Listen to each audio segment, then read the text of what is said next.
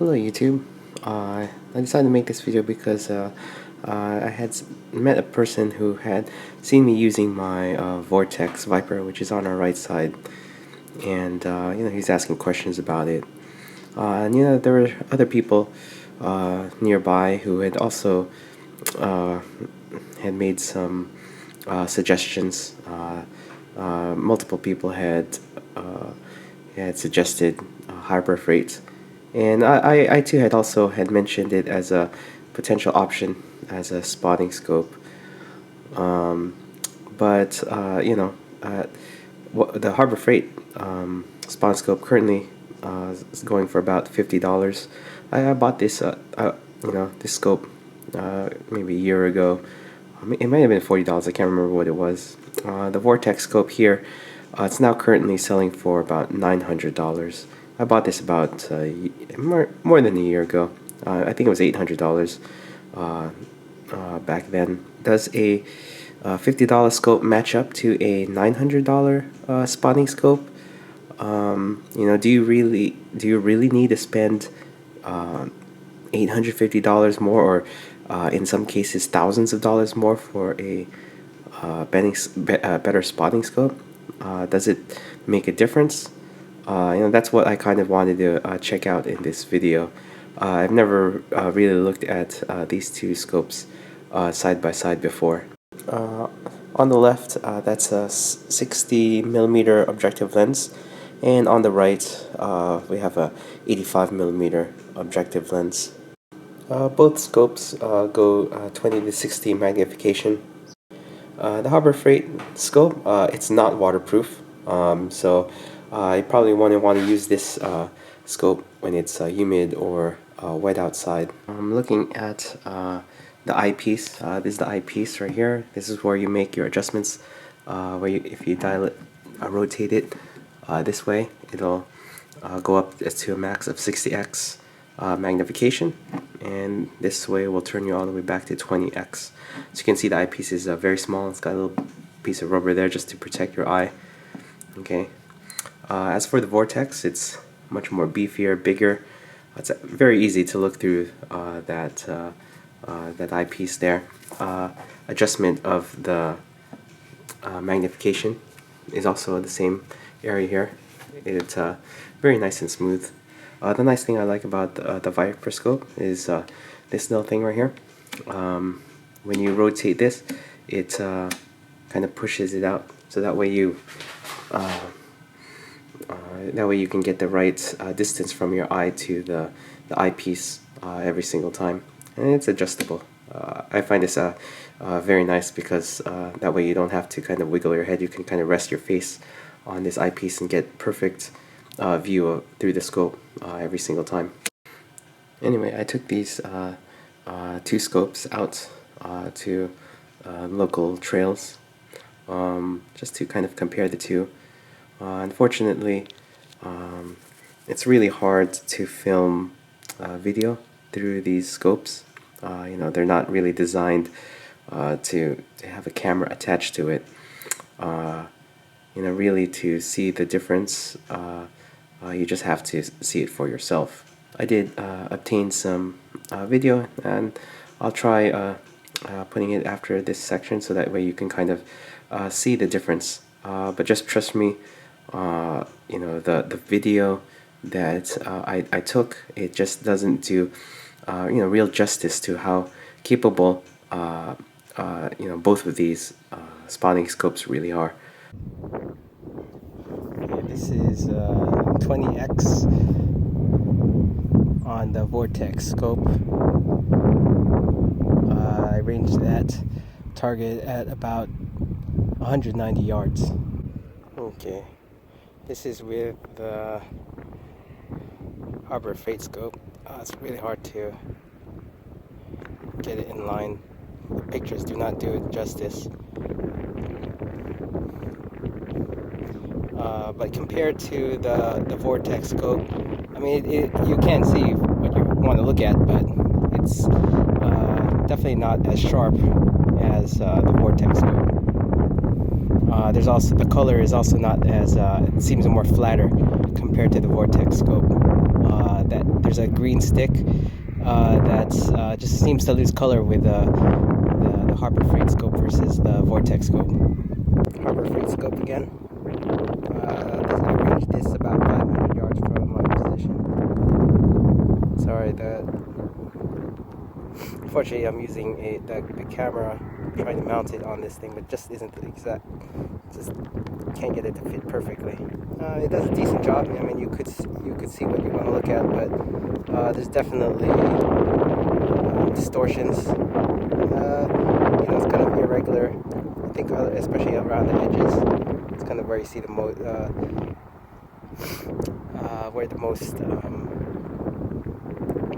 distortions, where it's the least clear. Alright, this is the Vortex at 20x.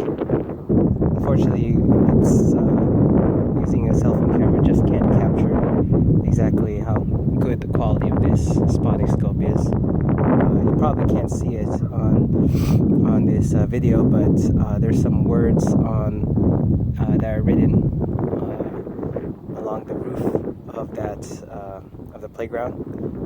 I didn't even know there were words there using the Harbor Freight spotting scope, but with enough patience and adjustment of this spotting scope, I was able to actually read what those words were.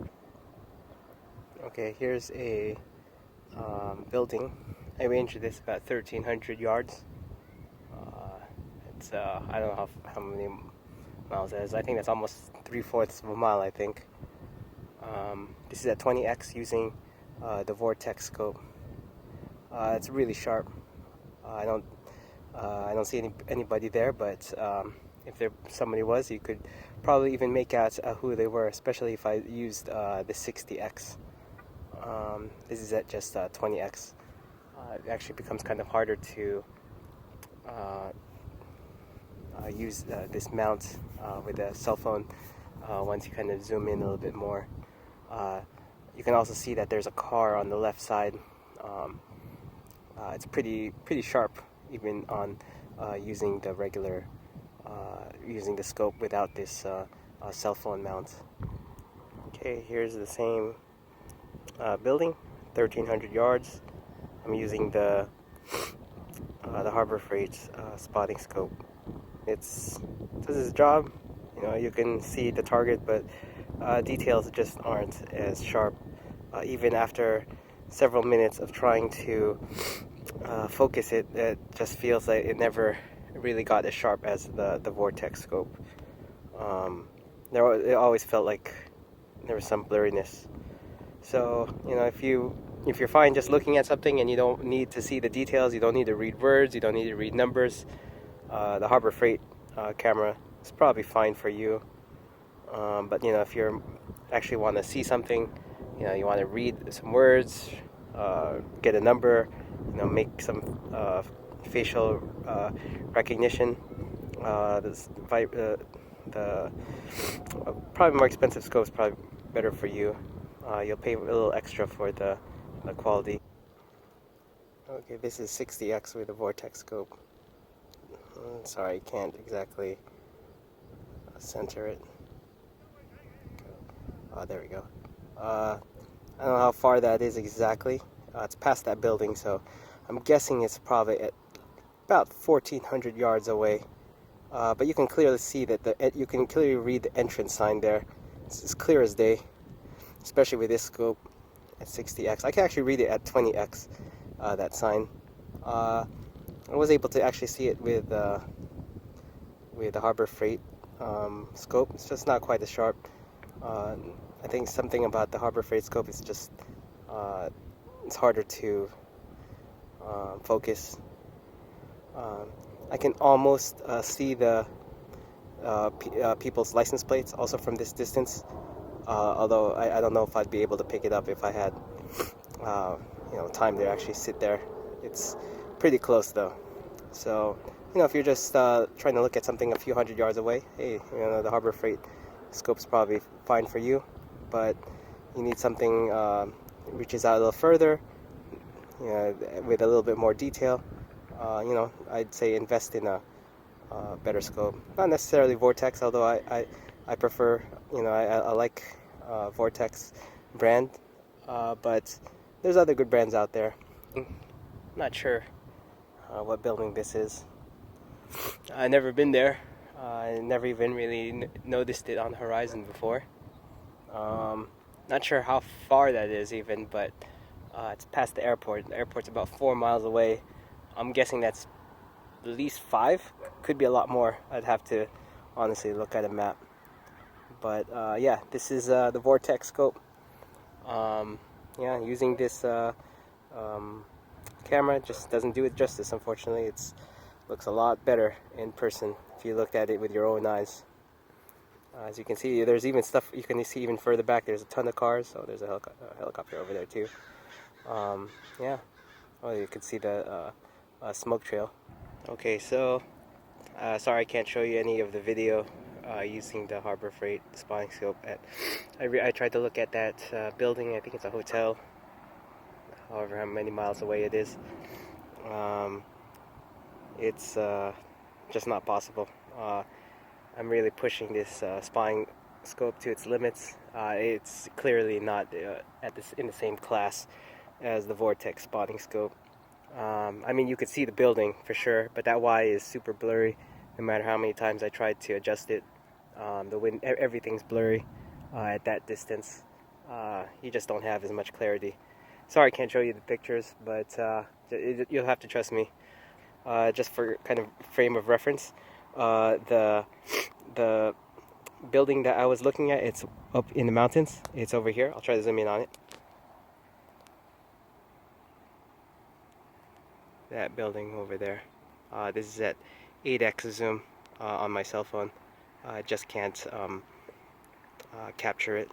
As you can see, it's pretty far. It's on the other side of this valley of San Bernardino. So it's pretty far away. That's miles away. At that distance, you can't really see too much, but you know what?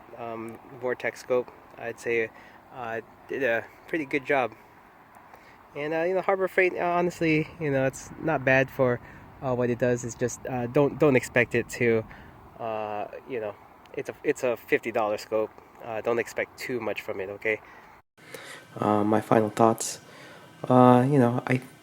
Is one scope better than the other? I mean, yes, and the Vortex scope is clearly better.